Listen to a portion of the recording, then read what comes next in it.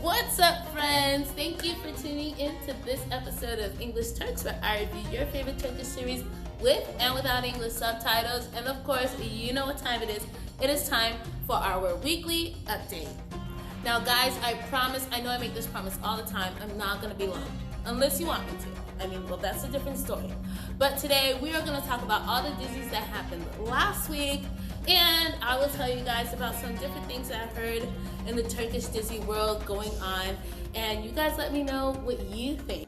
Don't forget to smash that like button and hit that subscribe button with that bell, because we're 600 strong and we're going for 1,000. Let's start off with Sen Çal Kapimi. As you know, before I was a little bit like, what? This makes absolutely no sense. Serkan's gonna lose his memory, his mother's not gonna be upset and all this kind of stuff, but it turns out that his mother knew where he was the entire time, that he was quote unquote missing, and she never said anything to Ada or nothing, while Celine was over there faking being his girlfriend for 2 months. Like, that was nuts. Like, how are you gonna do something like that? That is so wicked. But anyway, I don't even know why his mother is allowing it, because as his mother, if Serkan respects her even a little bit, she'd be like, yo, you don't want to be with Celine, trust me. Yes, you lost your memory, but trust your mom. You made that decision that you don't want to be with Celine. But instead of that, she's just going along with the foolishness. So, of course, he ends up coming back with Celine, and he sees Ada, and he's like, I don't know you, I know nothing. However, his heart keeps having like this pain. It's because of the love that they share. Because if you notice, like when he walked into the building and she felt him in the building, he felt that she was there, but he just refuses to accept it, because everything they're telling him that he did within that last year, he feels like that is not his personality, so he just doesn't want to go along with it. And so he's being stubborn about it, and we end up with that episode, him proposing to Celine, just to kind of like slap it in Ada's face or something like that. I don't know what he's thinking. And obviously, if everyone's telling him that he was no longer with Celine, and everyone's giving him one story, Celine is giving him a completely different story, why are you just gonna go off and believe Celine? Yes, she's the last thing that you remember you being in a relationship, but yet you still remember Engin. Don't you trust Engin? You remember your mother. Don't you trust your mother? Come on. Even, I feel like if Piril came to him, because Piril is like, you guys know, she's boss. And so I feel like if she said something to Serkan would have no choice but to respect it. And I think that's why the writers don't make it for her to say something to him personally. Because if she did, I'm telling you, he would absolutely respect every word that comes out of her mouth. Moving on, let's go to Menajerimi Ara. As you know, DJ was in her house. Crazy stalker guy comes into the house, and like I predicted, Barış came in, saved the day. But the crazy part is that, like, why is Serkan and all of them not making a much bigger deal about this? Their employee was actually in the hands of someone dangerous. Her life was in fact in danger, and it was kind of like brushed under the rug. Like, this was just a story for one episode. Moving on. This is very weird. I don't understand that at all. There was not much that was happening with them, particularly in this episode, but one thing that did happen was we all found out that Feris is actually pregnant with Serkan's baby. I'm hoping that Serkan is still going to be a good guy.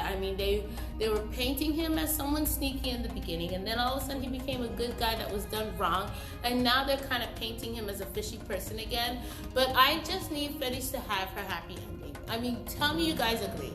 Feris needs her happy ending, and the only way she's gonna get this happy ending is if she can at least, find someone she messes with. And right now, we all thought it was going to be Çınar, but no, it's not going to be Chinar. Chinar is actually with Judale, so until something happens in that relationship, the only person she has right now is Serkan, and it would be beneficial for the baby if they could be together. But then again, I don't want them to be together if their relationship is not going to work. How she's going to end up telling Serkan, I don't know, but I hope she doesn't keep it a secret for a very long time, because that, I think, is very evil. Just in my opinion, I just feel like if, you know, the father's right there in front of your face and he wants to be with you and everything like that, and you know for a fact that he's the father of your baby and you keep that a secret, that is just some shady stuff. Moving on. Okay, so I did not watch Seferin Kizi. I know I kind of skipped over it, saying that I would come back because, like, I didn't watch my Dizis until like Friday, Saturday, Sunday. That's when I actually ended up watching all the rest of the Dizis. So I thought to myself, which ones are like I'm really excited to watch and I want to watch really bad. So I skipped over Seferin Kizi and I watched Masumlar Apartmani. So I'll be watching Seferin Kizi today because the other episode comes out today and I want to make sure that I don't fall behind like I did with Yanim. So let's go to Masumlar Apartmani. So now NJ has moved into the house. This is really crazy. Safia has set up a whole bunch of rules for her, and NJ is really a fighter. She's been a fighter from jump, and she is taking every blow that Safia is throwing at her, even her feeding her cabbage. Like, what kind of wicked must you be to feed someone something that they truly hate, especially when she's just coming in her house? She's doing everything to drive NJ crazy, making her do the laundry and all this stuff. And Han keeps asking NJ, is everything okay? And she doesn't want to cause a rift between the siblings, so she just keeps saying everything is fine. I was a little bit upset with Guben because Guben's the one that invited her into the home to begin with, convinced her that she was going to do everything in her power to change and stuff like that. But she was kind of like feeding off her sister's energy and kind of copying Safia and throwing all these demands and stuff like that. And then when she realized that how hard it was for NJ, she decided to make her coffee to try to lighten the mood. But by that point, NJ was like really broken down, heartbroken, and just hurting. So I kind of felt bad for her, but honestly, she understands. She's thinking far beyond being like you know, like a girlfriend or whatever. She understands the commitment she made when she decided to go ahead and take that leap to moving into the house.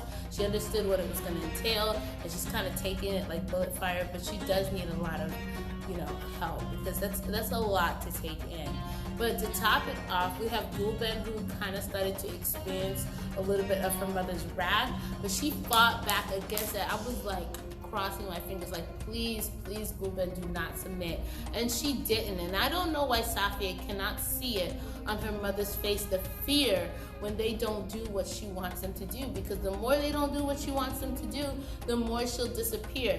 Now we have the next episode where Safia she just might just go ahead and step out of their home and go somewhere with Naji, but Naji is getting worse and worse and worse.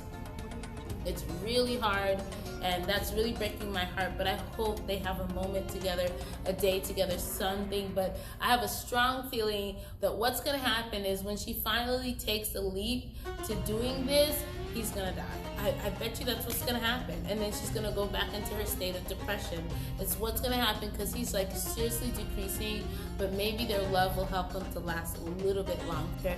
Let's keep moving to Dogdugun Ev Kaderindir. Very interesting episode, because it wasn't until the very end that Barish ends up finding out that, you know, she's being Mehdi's lawyer. Now, everything just keeps getting worse and worse for Mehdi, and it's even more worse on the outside, but no one's letting him know. Everyone's making him think that everything is fine, but finally Zainab, like, you know, she put her big girl pants on and she was like, listen, the witness died. Listen, the girlfriend of Etkin, or whatever his name is, she doesn't want to testify because she likes the money she's getting in the bank. And so many things are happening, and Mehdi's starting to get like the realization that he might just not leave this jail cell. Now, the fact that he was able to walk into that meeting room and walk out with all that money in his back is crazy. Like, I think that's real. How is he gonna sleep? He can never sleep. They will rob him blind if he tries to sleep. So I don't know what he's gonna end up doing, because if he closes his eyes for a minute, they're gonna rob him. And I was thinking that maybe he shouldn't sleep at night, but since everyone else is sleeping at night, maybe he should sleep during the day so that they can watch him so he can sleep, you know?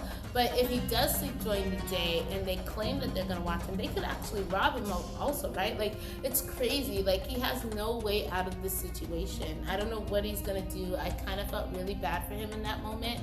And there's some things that I saw online. People were really criticizing Banal because she doesn't have a stroller for the baby, and she keeps like trying to go places to help out, but she needs to help. I honestly thought they were gonna sneak the money in through the baby. You know, I thought that's what they were gonna end up doing, but they ended up not doing that. So I think, like, as a wife, she feels helpless because she knows that, you know, Mehdi's still in love with Zainab and stuff like that, and he still does. If you notice, like, within the episodes, they have these little snippets here and there of him saying, like, I'm gonna make everything right, that's staying in my memory and all that stuff. So we'll see what's gonna happen in the next episode. I mean, I'm interested to see it. Bada's sister is still having, like, really strong negative feelings towards Zainab's and her family, but it's gonna be interesting to see how things turn around. I mean, because it looks like Badish is mad, but it also looks like he's gonna have like this bit of a come to Jesus where he's gonna look past this and maybe help Zainab, but then Mehdi's not gonna want him to help Zainab, and Zainab is going to be like, I need his help, because right now they have really no way out, you know, of the situation for Mehdi. Because everything is so misconstrued. And you can see that even the police officers are doing bad things. You can see it. But let's keep moving. I did not watch So Yanim. The ratings for So Yanim have really gone down, guys. And I will probably try to catch up, but trying to keep up with all the other ones, So Yanim is just not one of the ones that I'm like, I need to catch up, especially since I've missed so many weeks of the episode. But one day I will sit down and catch up. Let me know what's going on in the Dizi. Is it getting any better? Let me know, because I really want to know. Next one I want to talk about is Son Yaz. Guys, this is my show. I don't know how I could say this. Yay or nay or hey or wait. This is my show right here. And so we have Janan, who decided like she is getting a divorce. She's so upset. She ends up leaving her home to go stay with her sister just because of all, you know, they're living right next door and everything like that. And it's bringing back all these memories about when she first went away. Because remember in the beginning, the whole reason why she's over there in that neighborhood is because of the fact that someone who was threatening her husband actually made contact with her daughter and her, and it just freaked her out. And at the time she was pregnant, and then when he went to go get them and bring them back to Istanbul, you know, she ended up having a miscarriage because of all the stress she was under, having the idea of her having to go back. She was under so much stress, and so that was the real reason why she was really angry with him. But this was like her, like, just knowing that he brought the danger to where they lived. I think that all triggered it for her.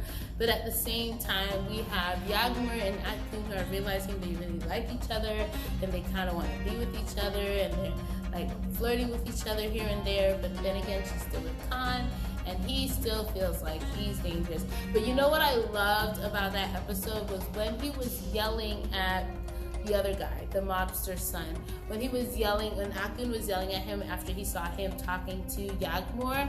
OMG, he was like, whatever she says, she's right. You know what I felt like he should have said? He should have said that is your daughter-in-law. You know how they always call everybody, just like a girlfriend or whoever the big guy likes, they always call that person your daughter-in-law. Everyone calls them the daughter-in-law, even if they're married or not married or whatever.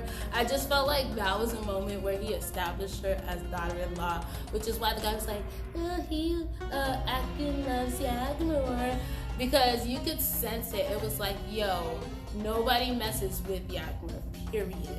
And so I can see in the fragment that They're gonna actually threaten him with Yakmor, and so that's gonna be a really interesting episode to watch. And so we have this whole thing where they're still going on with this plan that's crazy, because Iqbal has come up with this crazy plan. I don't know if you understand the plan, but I understand the plan, and it is nuts.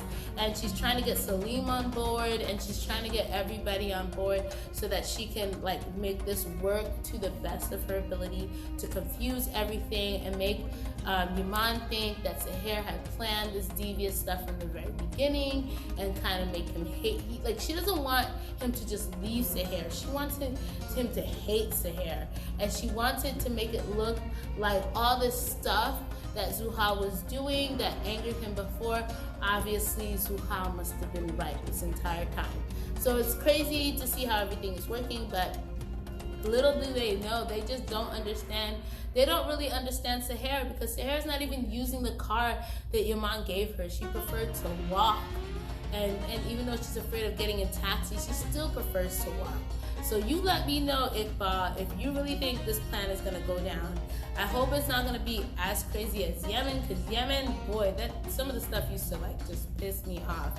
But like, I'm just hoping like this is a lot easier pill to swallow. But I'm just loving it, and we're still on this foolish Ibrahim and Kata story that I'm just so over. We want some Kiraz and Ali. We want to see Big Goon coming over here doing some sneaky stuff. Can we get back to that story? And I think they're just dragging on this Ibrahim and Kata story just to make time and space, because if you think about it, Ali and Kiraz was moving a lot faster than Seher and Yaman. So I feel like Seher and Yaman have caught up but also moved past it. So we need to do something to help Kiraz and Ali catch up now. I just feel like there needs to be something happening. But anyway, I feel like I was long-winded. I'm so sorry, guys. I just absolutely love every Dizi that I get to watch during the week. Let me know, what was your favorite Dizi this week? What was your favorite couple this week? What was your favorite storyline this week? And I'll talk to you guys in the next video. Don't forget to smash that like button and hit that subscribe button with that bell, because we're 600 strong and we're going for 1,000. So if you know any friends that love to watch Dizis, love to hang out with them, please let them know. Share this video with them. Share any of the videos with them. And I'll talk to you guys in the next video. Bye.